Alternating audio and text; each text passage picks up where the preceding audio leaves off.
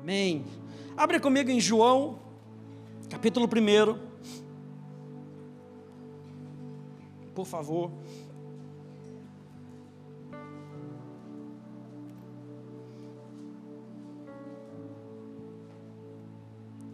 João, capítulo 1, o apóstolo João, ele começa com uma declaração de quem é Jesus, uma visão sobrenatural de quem é Jesus. E a partir do verso 19, a gente vai ler no 29, mas a partir do 19, alguns sacerdotes, alguns levitas, chegam para questionar João Batista. Eles chegam e dizem: ô João, quem é você? E quantas vezes o mundo nos faz essa pergunta: quem é você? Eu acho interessante que João tem uma resposta para dar para aqueles homens. Na realidade, aqueles homens fazem uma pergunta dizendo: me dá uma resposta, porque eu preciso ter uma resposta para quando eu voltar, para aqueles que me enviaram. Quem é você? E aí ele diz: eu sou a voz que clama no deserto. Na realidade, eles estavam querendo saber: você é o Cristo? Com tudo isso que você está pregando, que você está falando, você é o Cristo? E João sabia: eu não sou o Cristo, eu sou a voz daquele que clama no deserto, e eu tenho uma mensagem, e a minha mensagem é: endireitem o caminho do Senhor. E aí, um pouco mais para frente, no dia seguinte, agora sim, no verso 29, Jesus vinha na direção de João. E porque João, presta atenção nisso, porque João sabia quem ele era, ele não tinha dificuldade de identificar o outro. O Espírito Santo falou comigo enquanto eu estava lá em cima, que muitas vezes nós temos dificuldade em reconhecer o outro, pelo simples fato da gente não saber quem a gente é. É importante nós sabermos quem nós somos. João sabia quem ele era. E porque ele sabia quem ele era, e ele não era o Cristo, no verso 29, Jesus vem na direção dele, e ele identifica, ele diz: eis o Cordeiro de Deus, que tira o pecado do mundo. E aí um pouco mais para frente, no dia seguinte a isso, João outra vez na companhia com seus 2 discípulos, provavelmente André, porque diz aqui no verso 40, e muito provavelmente João. E João não gostava de falar acerca muito de si, não. Ele falava: tinha 2 discípulos, um era André, o outro fica na sumiça, e provavelmente era ele. João é aquele que diz: eu sou era aquele que inclina a sua cabeça nos peitos, como é que fala? No ombro de Jesus. Mas não fala o seu nome. O discípulo a quem Jesus amava. Quem é esse discípulo? Só tem no Evangelho de João. É João. João se omite. Ou seja, João e André eram discípulos de João Batista. E porque João Batista sabia quem ele era, ele aponta para Jesus e diz: eis o Cordeiro de Deus, vão e sigam ele. Não é para vocês ficarem comigo, é para vocês seguirem ele. Diz mais uma vez, vendo Jesus passar, no verso 35, verso 36, diz: eis o Cordeiro de Deus. Os 2 discípulos, ouvindo dizer isso, verso 37, seguiram Jesus. E Jesus, voltando-se e vendo que os seguiam, disse-lhes: o que vocês estão procurando? Eles disseram: Rabi, onde é que o Senhor mora? Rabi quer dizer mestre. Jesus respondeu: venham ver. E eles foram, viram onde Jesus estava morando e ficaram com ele naquele dia.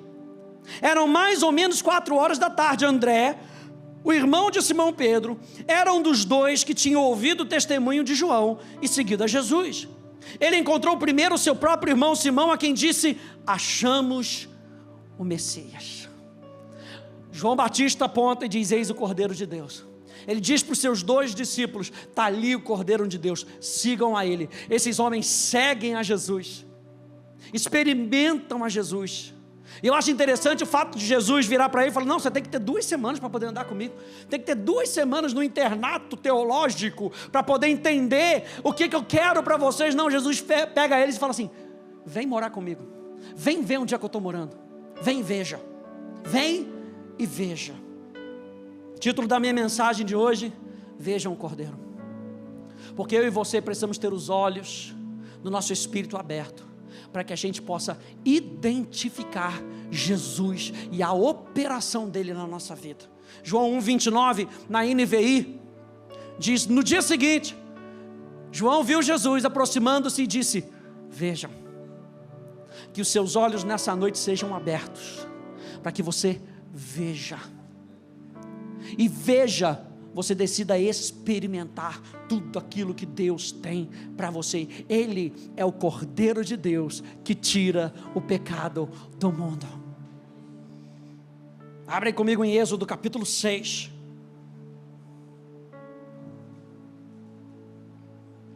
E aqui em Êxodo capítulo 6, o povo já estava, como diria o outro, por aqui. Já não aguentava mais com escravidão, já não aguentava mais com as tribulações, e o povo começa a reclamar, reclama daqui, reclama dali, ao ponto de Moisés começar a reclamar com Deus. Finalzinho do capítulo 5, Moisés voltando-se ao Senhor disse: ó Senhor, por que afligiste esse povo? Como se a culpa fosse de Deus. Por que me enviaste? Pois desde que me apresentei a Faraó para falar-lhe no teu nome, ele tem maltratado esse povo, e tu nada fizeste para livrar o teu povo. Você não está fazendo nada. Quem já falou isso para Jesus? Não levante a sua mão. Você não está fazendo nada. Eu estou aqui nessa situação, o que você está fazendo? Mas o que eu acho interessante, capítulo 5, gente, capítulo 5, finalzinho do capítulo 5, o que eu acho interessante é que Deus ouve o que Moisés está falando. Então Deus se importa com aquilo que você está falando, Deus se importa com a situação que você está vivendo.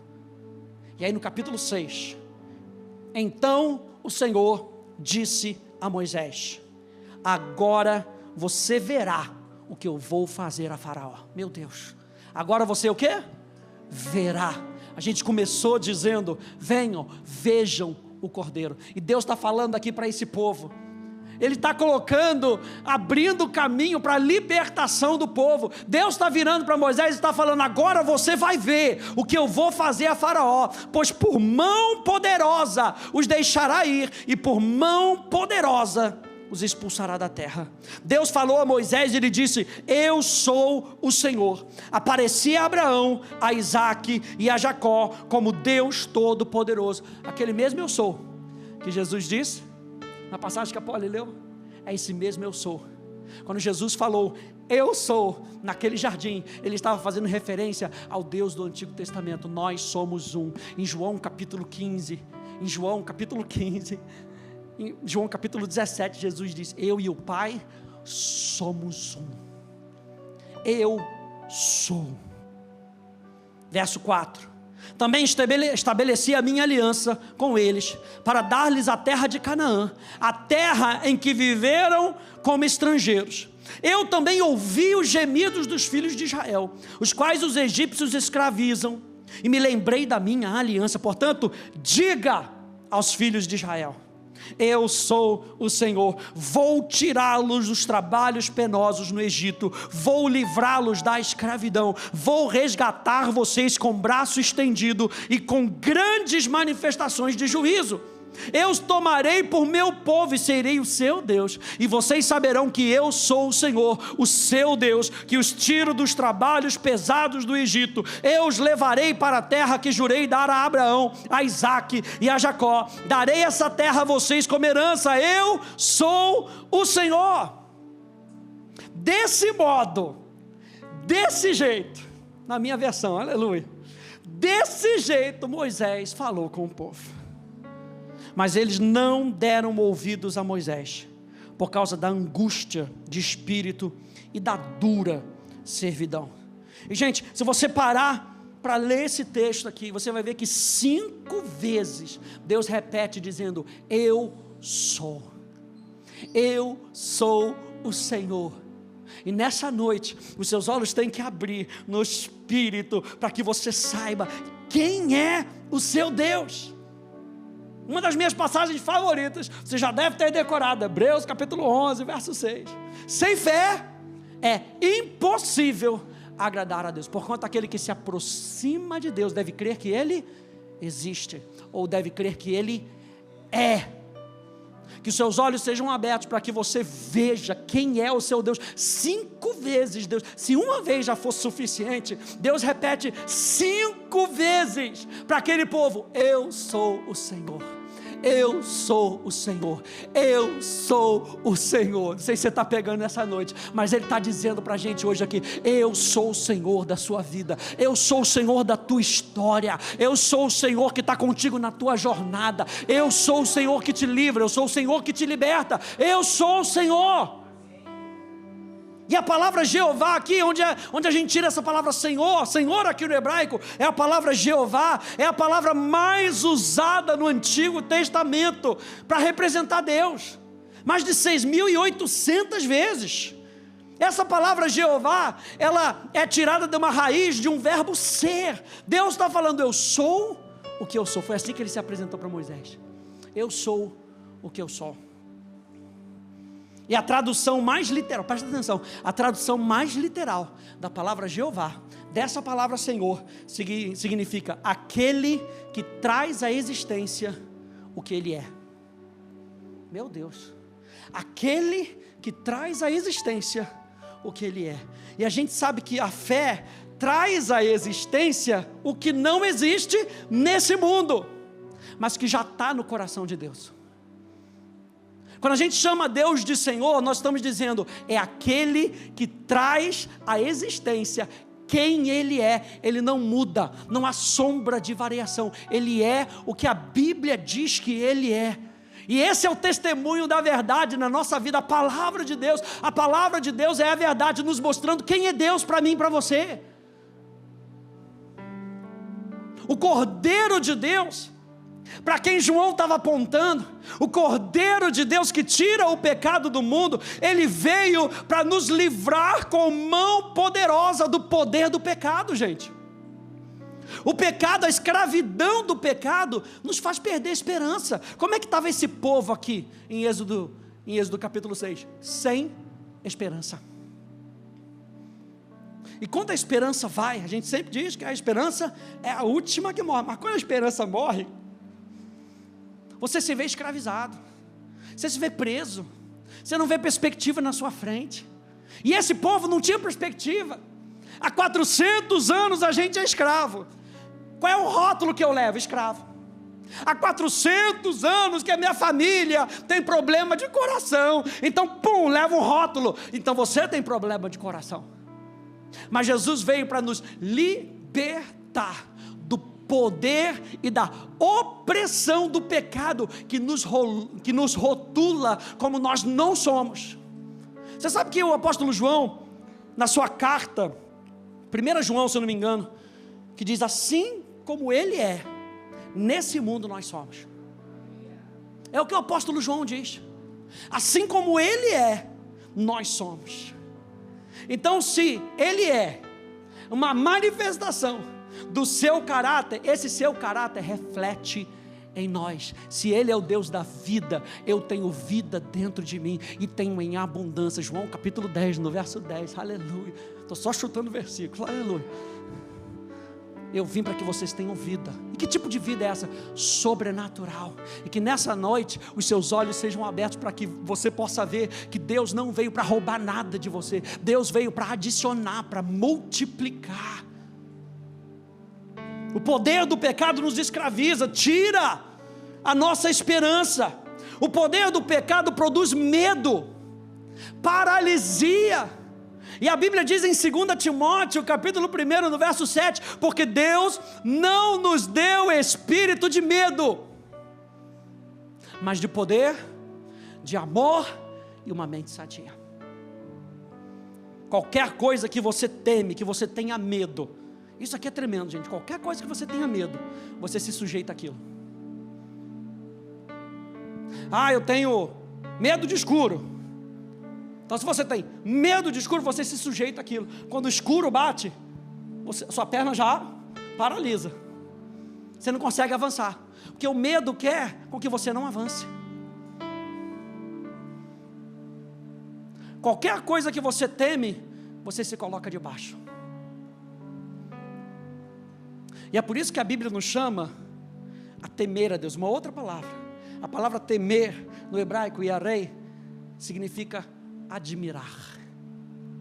O mundo quer com que você tenha medo e te paralise. Deus quer com que você o conheça e o admire, para que você desfrute da presença dEle. E é por isso que João aponta para Jesus e diz: esse é o Cordeiro de Deus que tira o pecado do mundo.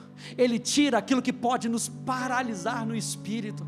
Ele tira toda a barreira da qual eu e você tínhamos, que a gente não podia se relacionar com Deus. Eis o Cordeiro de Deus que tira o pecado do mundo. O povo de Israel, gente, não tinha uma revelação plena do Deus libertador. Tanto que Moisés dá uma palavra para eles dizendo: eu estou aqui para libertar vocês. E o povo não acredita, não dá ouvido, porque eles não tinham uma plena revelação de quem era Deus. Olha só Isaías capítulo 9, vai lá comigo. Isaías capítulo 9.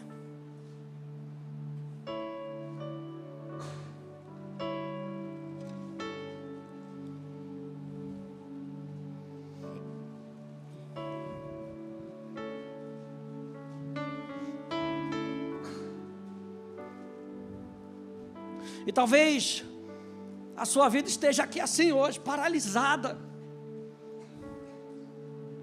Talvez você não conheça esse Deus libertador na sua plenitude, a obra consumada de Jesus. Isaías capítulo 9, e a gente já falou sobre esse capítulo na série sobre o nome de Jesus. Aliás, pega essa série, maratona essa série, aproveita, está lá no meu blog, rafaelfroy.com, vê lá, nas séries, o nome acima de todo nome. E tem um capítulo que a gente fala só sobre Isaías capítulo 9. Isaías capítulo 9, verso 1 diz: mas para a terra que estava aflita, olha o Deus libertador para mim e para você, a terra que estava aflita não continuará a escravidão. Esse é o Deus libertador para mim e para você. Ele é o nosso Redentor. Verso 2: o povo que andava em trevas viu grande luz, e os que viviam na região da sombra da morte, resplandeceu-lhes a luz. E se você pegar João, capítulo 1, João vai dizer que Jesus é a luz. Meu Deus. João diz: não, eu só vim para mostrar a luz. Ele é a luz, o Cordeiro que tira o pecado do mundo, o pecado que macula a nossa vida, que traz trevas para a nossa vida. Jesus é o Cordeiro de Deus, que tira o pecado e faz a luz do coração dele brilhar em mim e em você. O tempo de trevas acabou, o tempo de ignorância acabou, porque o Cordeiro de Deus está nesse lugar. O Cordeiro de Deus está sendo apontado para mim e para você. A gente precisa então ter uma revelação de Jesus como Cordeiro de Deus. Lucas capítulo 22, verso 37 diz: está escrito, e ele foi contado com os transgressores. E eu lhes digo que isso precisa cumprir-se em mim, disse Jesus. Sim, o que está escrito a meu respeito está para se cumprir. E Jesus estava falando para frente, agora a gente olha para trás e a gente pode lembrar que o que está escrito já se cumpriu. Aleluia. Alguém pode dizer amém a isso aí? Acorda o irmão do seu lado e diga: já se cumpriu. Aleluia. Já se cumpriu. Isaías 53, vai lá para frente.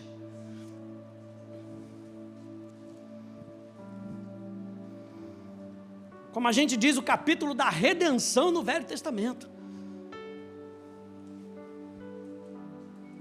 E lembra que André chega para Pedro, para o seu irmão, e fala: achei o Messias. achei o Messias. Isaías capítulo 53. Vamos ler ele todo. Quem creu na nossa pregação? E a quem foi revelado o braço do Senhor, porque foi subindo como um renovo diante dele, como raiz de uma terra seca. Não tinha boa aparência nem formosura. Olhamos para ele, mas não havia nenhuma beleza que nos agradasse. Era desprezado e o mais rejeitado entre os homens, homem de dores e que sabe o que é padecer. E como um de quem os homens escondem o rosto, era desprezado e dele não fizemos caso. Certamente ele tomou sobre si as nossas enfermidades e as nossas dores levou sobre si. E nós o considerávamos como aflito, ferido de Deus e oprimido. Mas ele foi traspassado por causa das nossas transgressões e esmagado por causa das nossas iniquidades. O castigo que nos traz a paz estava sobre ele, e pelas suas pisaduras fomos sarados. Eis o Cordeiro de Deus, que tira o pecado do mundo. Todos nós andávamos desgarrados como ovelhas, cada um se desviava pelo seu próprio caminho, mas o Senhor fez cair sobre ele a iniquidade de todos nós. Ele foi oprimido e humilhado, mas não abriu a boca. Como cordeiro foi levado ao matadouro, e como ovelha muda diante dos seus tosqueadores, ele não abriu a boca. Pela opressão e pelo juízo ele foi levado, e de sua linhagem quem se preocupou com ela? Porque ele foi cortado da terra dos viventes, foi ferido por causa da transgressão do meu povo. Designaram-lhe a sepultura com os ímpios, mas com o rico esteve na sua morte, embora não tivesse feito injustiça e nenhum engano fosse encontrado na sua boca. Todavia o Senhor agradou esmagá-lo, fazendo-o sofrer, quando ele dera a sua alma como oferta pelo pecado. Foi o que a Poli falou. Jesus não foi pego, ele não foi pego de surpresa. Jesus se deu, Jesus se ofertou para cumprir o que estava escrito em Isaías. Quando ele dera a sua alma como oferta pelo pecado, verá a sua posteridade e prolongará os seus dias, e a vontade do Senhor prosperará nas suas mãos. Ele verá o fruto do trabalho da sua alma e ficará satisfeito. O meu servo, o justo, com o seu conhecimento, justificará muitos, porque as iniquidades deles levará sobre si. Por isso, eu lhe darei a sua parte com os grandes, e com os poderosos ele repartirá o despojo, pois derramou a sua alma na morte e foi contado com os transgressores. Contudo, levou sobre si o pecado de muitos, e pelos transgressores intercedeu. Eis o Cordeiro de Deus, que tira o pecado do mundo. 1 Pedro capítulo 2 ecoa Isaías 53, dizendo: pois ele, quando insultado, não revidava com insultos, quando maltratado, não fazia ameaças, mas se entregava àquele que julga retamente, carregando ele mesmo no seu corpo sobre o madeiro os nossos pecados, para que nós, mortos para os pecados, vivamos para a justiça. Pelas feridas dele vocês foram sarados. Ele morreu para que eu e você pudéssemos viver. E a vida que eu vivo hoje, diz o apóstolo Paulo, eu não vivo por sentimentos, eu vivo pela fé. E eu vivo pela fé, Gálatas capítulo 2, eu vivo pela fé no Filho de Deus, que se entregou por mim. Jesus se entregou por mim e por você, para que você tenha vida, para que nós, mortos para os pecados, vivamos para a justiça. Quando João está apontando para Jesus, eis o Cordeiro de Deus, que tira o pecado do mundo, ele está apontando para a vida. Ele está apontando: seus pecados serão cancelados, e você vai viver, e você vai ter uma vida sobrenatural. Meu Deus, gente, nós não fomos chamados para viver essa vidinha desse mundo, nós não fomos chamados para sobreviver. A vida que Ele tem para mim e para você é uma vida sobrenatural. Acabei de falar isso nos encontros de quarta-feira. Jesus quer com que você tenha uma vida abundante. Meu Deus, Jesus derramou o seu precioso sangue para nos libertar do império das trevas. Olha só essas passagens. 1 Pedro 1:18-20 diz: sabendo que não foi mediante coisas perecíveis, como prata ou ouro, que vocês foram resgatados da vida inútil. Meu Deus, Pedro, calma aí.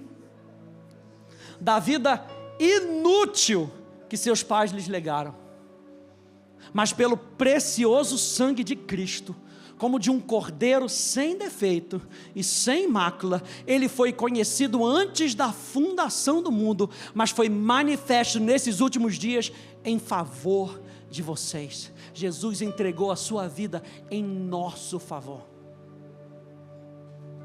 Apocalipse 5, 9-10 diz: cantavam um novo cântico dizendo: digno és de pegar o livro e de quebrar os selos, porque foste morto, e com teu sangue comprastes para Deus os que procedem de toda tribo, língua, povo e nação. E para o nosso Deus, nós fomos comprados para Deus, e para o nosso Deus os constituístes reino e sacerdote, e eles reinarão sobre toda a terra. Além de cancelar o pecado na nossa vida, Ele ainda nos dá um propósito. Vocês agora vão me representar onde quer que vocês estejam. Vocês agora são reis e sacerdotes. A vida que eu tenho para você é uma vida diferente dessa daqui de baixo. Eu faço de vocês reis, e reis governam, reis têm autoridade. Sacerdotes representam a santidade de Deus. Vocês vão me representar nessa terra. Meu Deus, o que o pecado fazia? O pecado manchava essa identidade. O pecado roubava a identidade, a nossa identidade em Cristo. Mas quando o Cordeiro de Deus veio e nos limpou de todo pecado, porque o sangue de Jesus nos limpa de todo o pecado, a nossa identidade foi restituída. Efésios capítulo 1, verso 7, verso 8 diz: nele nós temos a redenção. Redenção, ser comprado por valor, ser comprado de volta. A gente pertencia a Deus, mas em Adão se entregou para o inferno, se vendeu para o inferno. E você lembra que lá em Gênesis, no jardim do Éden, Deus faz a provisão e uma promessa. Ele diz: o filho do homem vai pisar na cabeça da serpente, a serpente vai ferir o seu calcanhar. Meu Deus, ferir o calcanhar, está falando, ela vai ser morta, esse vai ser morto, a promessa vai ser morta, mas ele vai ressuscitar. Meu Deus, nele nós temos a redenção. E aí Jesus vem e na cruz do Calvário, Ele nos limpa de todo o pecado e nos compra para si. Nos compra para si. Nele nós temos a redenção, pelo seu sangue, a remissão ou perdão dos pecados, segundo a riqueza da sua graça, que Deus derramou. Veja, derramou como? Foi uma pingadinha de graça. Você está naquele calor típico de Ribeirão Preto, e você quer tomar um banho e só tem gota. Não, quando você entra para tomar banho, nesse calorzão, nossa, você liga, às vezes eu não ligo nem o aquecedor, eu ligo direto naquele frio, sabe, para já dar aquela sacudida assim, porque tem que cair abundante, gente. Essa palavra abundante é que Ele cai sem medida, Ele te deu sem medida, segundo a riqueza da sua graça, que Deus derramou abundantemente sobre nós, em toda sabedoria e entendimento. E Colossenses, capítulo 1, no verso 13 e no verso 14, diz: Ele nos libertou do poder das trevas. Meu Deus, eis o Cordeiro de Deus, que tira o pecado no mundo. Ele nos libertou do poder das trevas e nos transportou para o reino do seu Filho amado, em quem nós temos a redenção, a remissão dos nossos pecados. Esse era o sangue, gente, que estava prefigurado no Cordeiro, que havia sido morto na primeira Páscoa.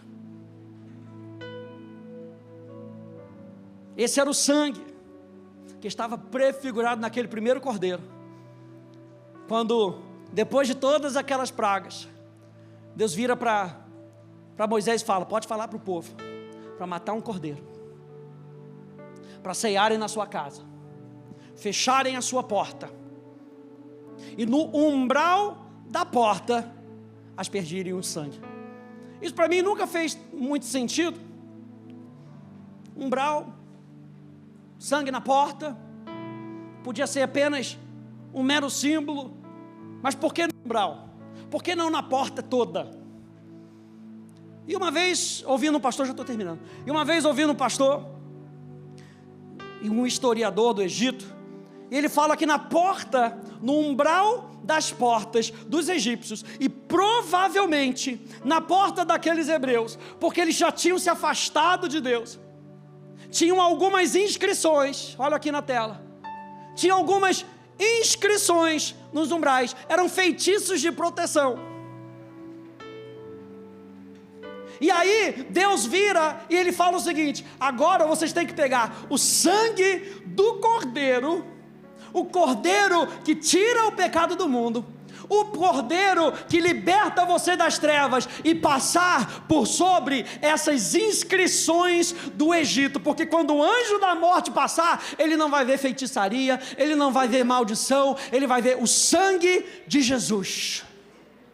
O que Jesus estava falando? O que Deus estava falando? Eu preciso com que vocês renunciem o Egito. Eu preciso com que seja uma decisão do coração de vocês, de negarem todas essas práticas. Ao pintarem o umbral das portas com o sangue do cordeiro, vocês estão renunciando à velha vida antiga de vocês e aceitando o futuro que eu tenho para vocês. E aí aparece Jesus na cena, e João aponta e diz: eis o Cordeiro de Deus que tira o pecado do mundo. Então é isso que a gente precisa fazer: renunciar à nossa velha vida e aceitar aquilo que Ele tem para mim e para você, através do sacrifício de Jesus. O objetivo da Páscoa, gente, era a liberdade do povo para adorar a Deus. O objetivo da Páscoa era a celebração da liberdade, para que o povo pudesse, ao sair do Egito, livre, com uma nova identidade, eles pudessem adorar a Deus, eles pudessem abrir o seu coração para Deus e responder ao Deus a quem nós adoramos. Gente, eu e você temos essa oportunidade na nossa vida, a gente num dia como esse, a gente se lembrar que não é coelhinho, não é presentinho, a gente está se lembrando que Jesus Cristo pagou o preço por mim e por você. Ele levou o nosso pecado, Ele levou a nossa velha vida, Ele levou a nossa velha identidade e nos deu uma nova identidade. Quando Jesus ressuscitou, eu e você fomos ressuscitados com Ele para viver e experimentar uma nova vida. Minha oração nessa noite é que o Espírito Santo abra os seus olhos, para que você veja o Cordeiro de Deus que tira o pecado do mundo. Amém, gente? Fica de pé, por favor.